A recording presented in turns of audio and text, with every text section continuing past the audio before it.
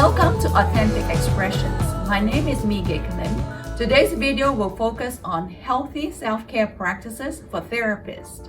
To reach optimal physical and emotional wellness, it is important for therapists to be attentive to maintain healthy self-care practices.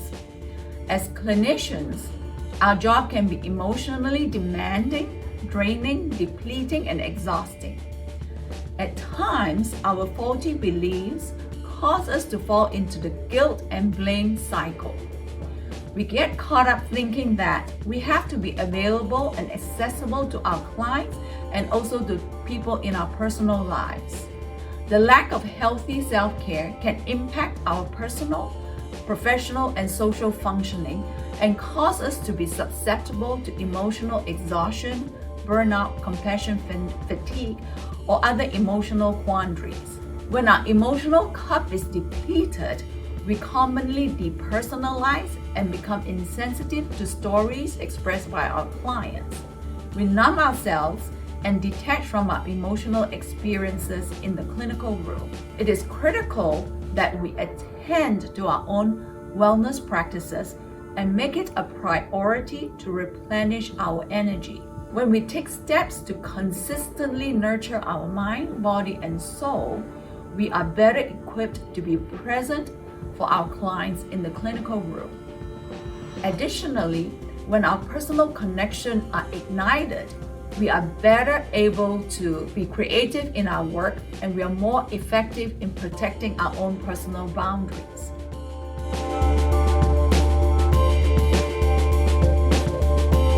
Today, we are very pleased to have some clinicians in the San Antonio area who will walk us through some healthy self-care habits for clinicians. Hello everyone, my name is Diane Cisneros and I am a mental health clinician in San Antonio. For me, self-care is about promoting my emotional wellness, and some of the ways that I practice self-care are by connecting to myself through my spiritual practice, through journaling, exercise, and spending time outdoors. I've also participated in groups and counseling for my own personal growth and wellness. These are things that recharge me and fill my cup. They help me to really honor and respect myself by putting myself first so that I can live a richer and fuller life. Hi, my name is Victoria. I'm a clinician here in San Antonio. And I think one of the biggest things that has helped me on my self-care journey is to allow my inner child to come out. So some of the ways that I do that is by having a coloring session, just laying on the floor, gel pens galore, that kind of thing. And then another thing that I do is I kind of send myself on scavenger hunts. So I really like the idea of a labyrinth meditation. So I went and I found one. And by doing that, I kind of get my adventure kick out, and my inner child really gets nourished by those kinds of things. So I find that really important for self-care for therapists, because a lot of the times we have to be really serious. Hello, my name is Michael Sini. I am a clinician in the San Antonio area. One way I talk about self-care, I know as most of us as children, we're always taught to respect others, put others before ourselves, things of that nature. Well, I'm going to challenge you to give yourself a great gift, something that a lot of us aren't told, and that's to respect yourself first. When you start respecting yourself first, your world will start to open up and you will live a more authentic, full life. You start to blossom and live the life you were meant to be. Also, I'm going to leave you with this tip. When you learn to respect yourself, you understand that when you can let no be a complete sentence. Hi, my name is Melissa Cromartie, and I, just like Diane, I learned that for me self-care was really connecting to myself, but connecting to like the really deep, dark parts of myself.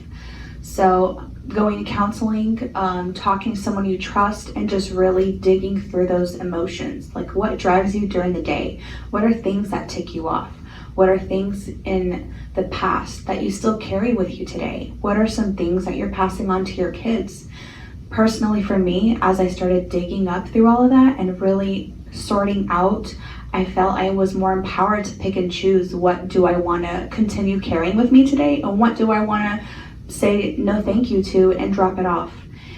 That was very helpful for me. Hi, my name is Tanya, and I'm also a mental health clinician here in San Antonio. And one of the things that I've started to do for self-care for myself as a therapist is practicing mindfulness. And what's great about practicing mindfulness is there's no right or wrong way to do it, and there's so many different options that anyone can take. But personally, the way I've been choosing to practice my mindfulness is I first ground myself. So I take these periodical mental timeouts per se throughout the day, and I ground myself by asking myself, like, where am I right now? And I pay attention to where I am physically, the sensations, the smells, the sounds. And then once I've grounded myself, I ask myself, how am I feeling? And once I identify that feeling, I amplify it within myself. Because for me, it's extremely important that I listen to myself. A lot of times we can go through life feeling unheard, and we tend to neglect ourselves because we're so focused on listening to our clients that we become an afterthought. And I don't want to continue to do that to myself. So I do encourage everyone to just take a look and see what you might do to mindfully practice, and then make it consistent every single day, because the more you do it, the more benefits you get from it. Hi, my name is Marnie Morgan. I'm a clinician here in San Antonio. And today I'm going to talk a little bit about self-care and the importance of it to avoid burnout and negative impacts. Some of the exercises that I use personally is I start the morning by reading a scripture and meditating on that and thinking about how that can have a positive effect on my day and what that scripture is speaking to me. The other thing that I do is rather than worrying and having anxious thoughts throughout the day of different concerns, I actually schedule about 20 to 30 minutes of worry time. And I usually do that at the end of the day. I keep it structured, and I spend 20 to 30 minutes just worrying about everything that I can possibly think of. And then when that time's over, I try to close that door and not think about those thoughts again. And finally, I think it's very important when you're working with clients or different situations where you pretty frequently are hearing disturbing or traumatizing things, you have to have an outlet to get those thoughts out of your mind. So when I'm able to, I try to break away from any of that negativity, and I try to use humor and sense of humor when appropriate to bring a laugh and to bring a smile, because I think that having that healthy thought in your mind helps you to have a more positive outlook. Thank you. In closing, make it your priority to be attentive to your own wellness practices and to replenish your energy consistently. When we take steps to consistently nurture our mind, body, and soul, we are better prepared to be present with our clients in the clinical room. I'm going to close with 2 closing quotes.